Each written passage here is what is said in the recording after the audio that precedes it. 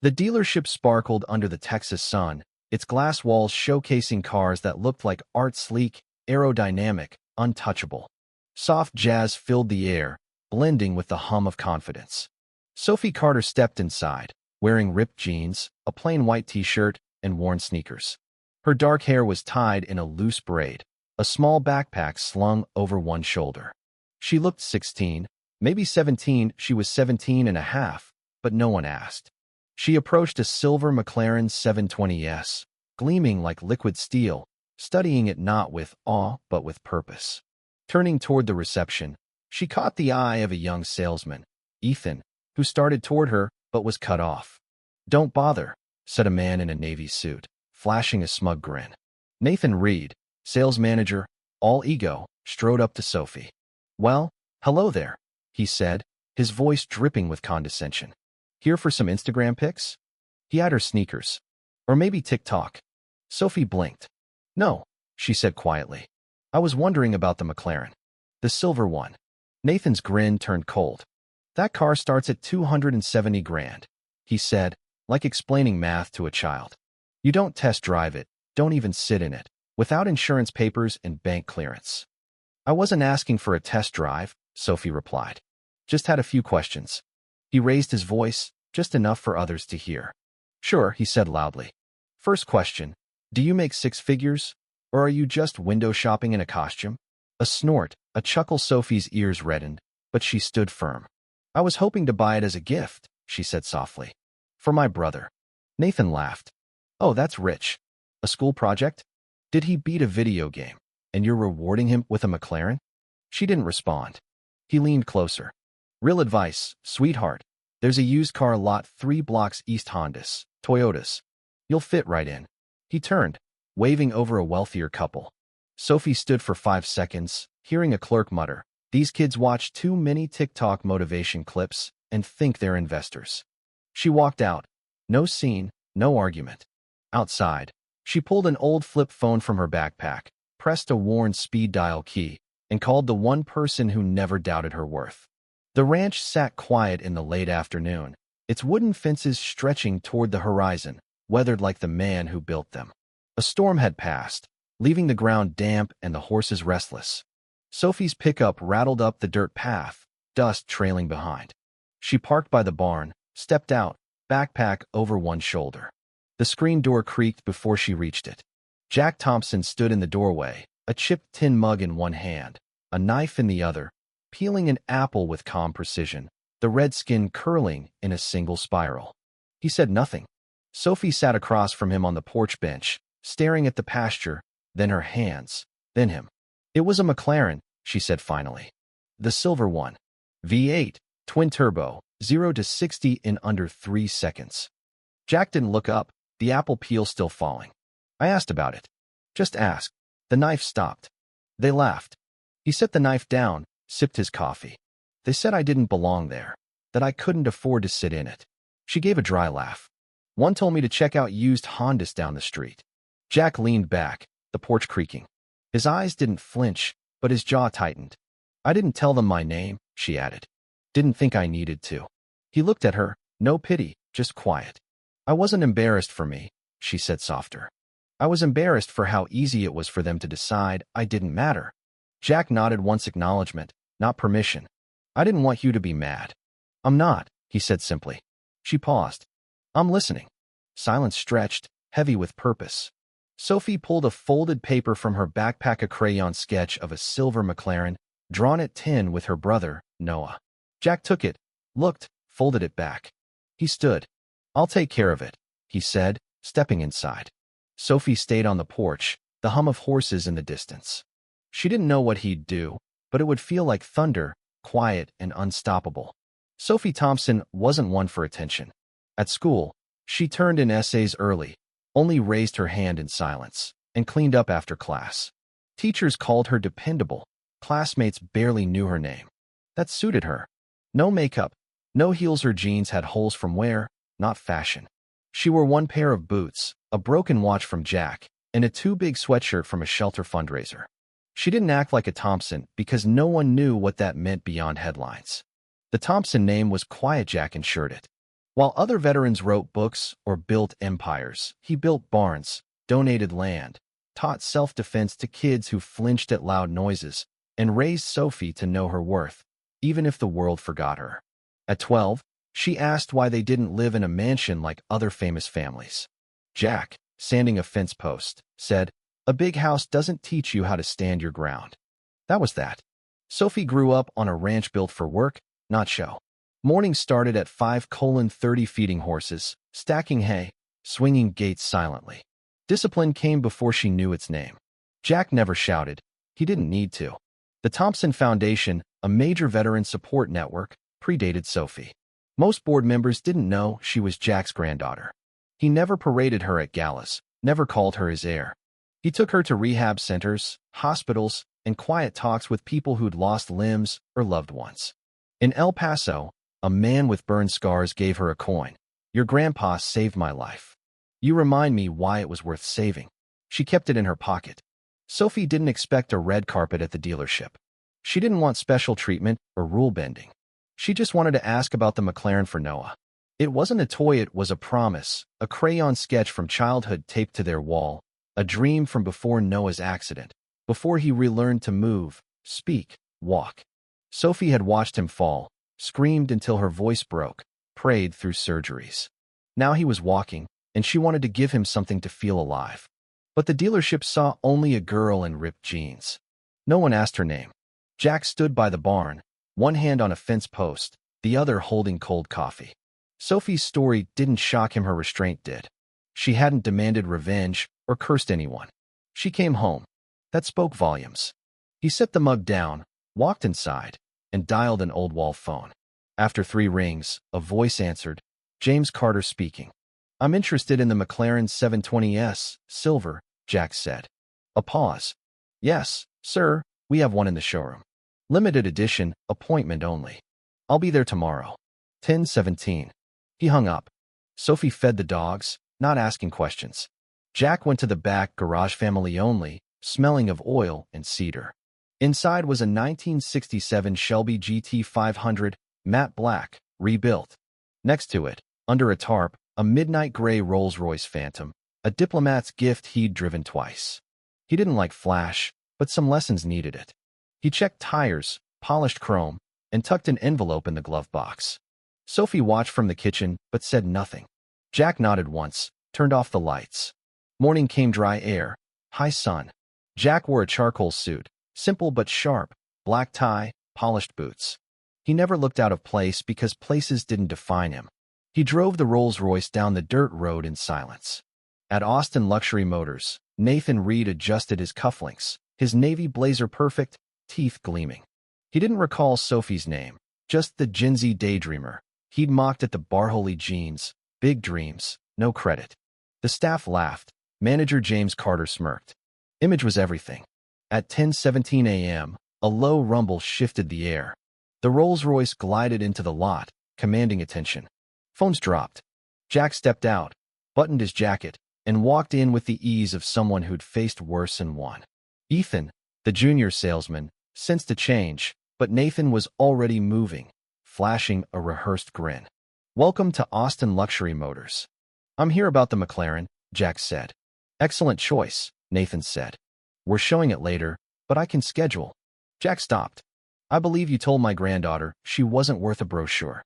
Nathan paled. Ethan dropped his pen. Jack's voice stayed calm. "Today, you'll learn the difference between value and appearance." He stepped forward, silence trailing him. The showroom hushed, not by command, but because Jack moved like he owned time. "Mr." Nathan tried. "Thompson," Jack said. Nathan offered a hand. Jack didn't take it. "You're showing the McLaren today?"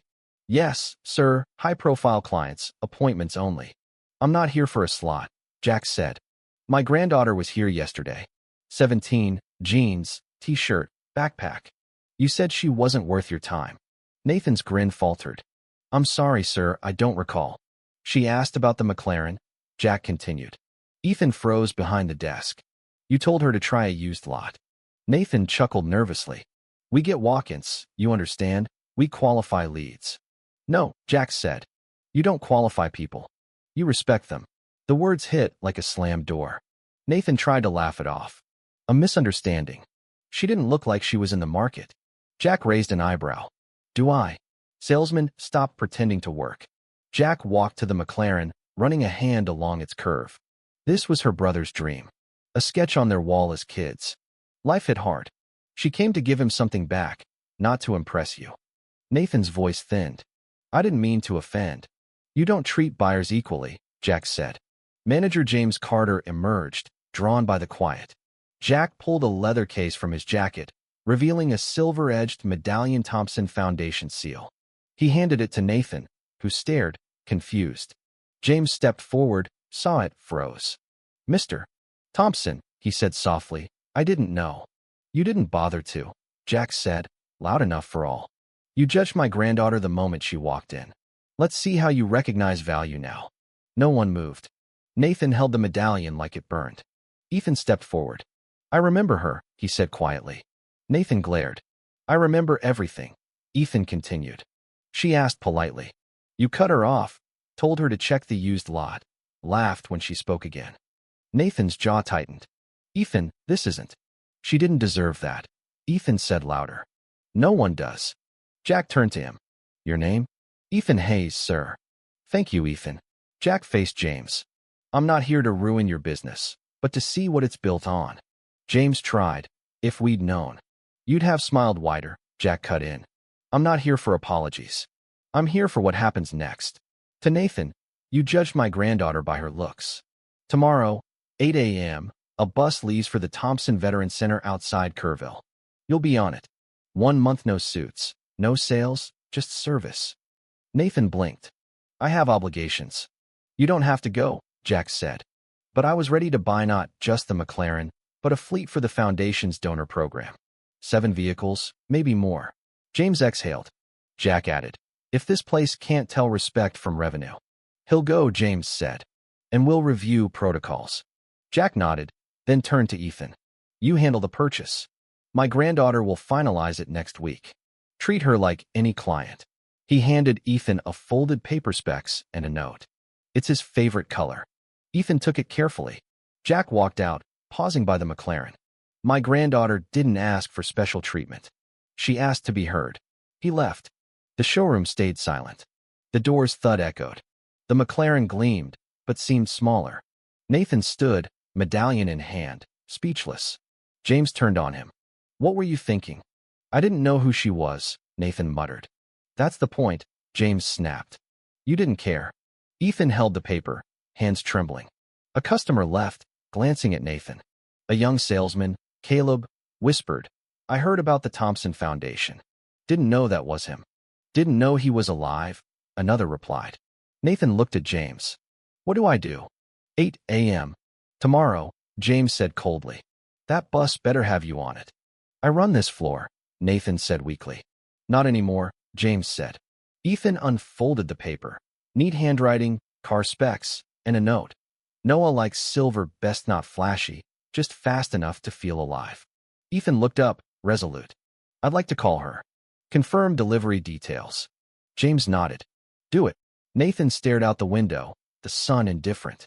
He'd built a career spotting power, but today he'd missed it not because it hid, but because it wore denim and dignity, and he wasn't trained to see either. That night, Nathan couldn't sleep. In his downtown apartment, the skyline blinked through his window. His suit jacket hung untouched. The medallion sat heavy on his nightstand. He Googled Jack Thompson, not the myths, but the man. Articles on the Foundation, veteran stories, families calling him a silent giant. No billboards, just impact. Nathan stared at his hands, unsure when they'd last done anything beyond a sale. At 7:43 a.m., he stood on a curb by a plain white bus with the Thompson Foundation emblem. Others waited: a man in a wheelchair with military pins, a woman with a prosthetic arm flipping a coin.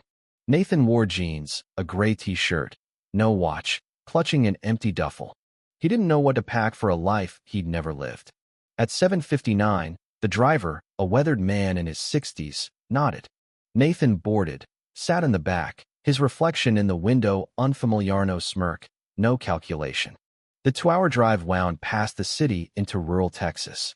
The Veterans Center nestled among hills and Pines' low buildings. wide walkways, gardens with raised beds. No rehab signs, no cameras, just order. Jack wasn't there. Nathan was met by Marcus, broad-shouldered, half his face scarred. "You'll rotate meals, clean up, assistants," Marcus said. "Speak when spoken to. Don't lecture. Listen." "Understood." Nathan nodded, avoiding the scars. Marcus handed him a name tag. Just Nathan, no title. His room was small, 2 beds, 1 maid, a t-shirt on his pillow. Earn it daily. Outside, someone laughed, deep and honest. Nathan's hands felt empty, but maybe ready. The first week nearly broke him.